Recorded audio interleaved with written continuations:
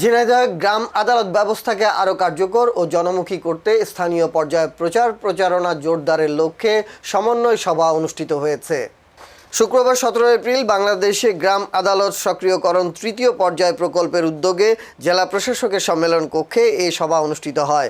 এতে স্থানীয় সরকার বিভাগের উপপরিচালক রথীন্দ্রনাথ রায়, অতিরিক্ত জেলা ম্যাজিস্ট্রেট সুবীর কুমার দাস, প্রকল্পের জেলা ম্যানেজার রাহিদুল ইসলাম সহ অন্যান্যরা উপস্থিত ছিলেন। সভায় ঝিনাইদহ জেলার 67টি ইউনিয়নে 2024 সালের ফেব্রুয়ারি থেকে 2026 সালের মার্চ পর্যন্ত গ্রাম আদালতে মামলা গ্রহণ ও নিষ্পত্তির অগ্রগতি তুলে ধরা হয় এবং তা নিয়ে আলোচনা হয়।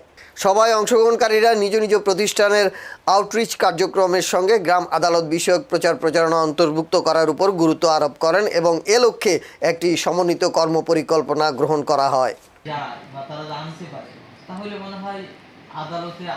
আমরা যে কাজটা করি সেটা হচ্ছে জনগণের যে সকল সেবা আছে সেই সেবাটা যাতে সহজে পায়।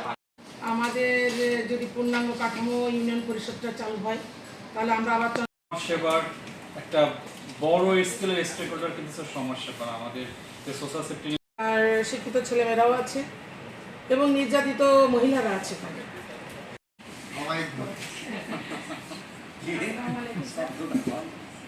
আরেকটা বিষয় হচ্ছে যে এখানে যে মহিলা বিষয়ক অধিদপ্তর আছে, এখানে আমার জানা মতে আমি শুধু নামাজ খাওয়া মানে খুব দ্রুত 15 মিনিটও লাগেনি, 10 মিনিটের ভিতরে সারছি আর কি।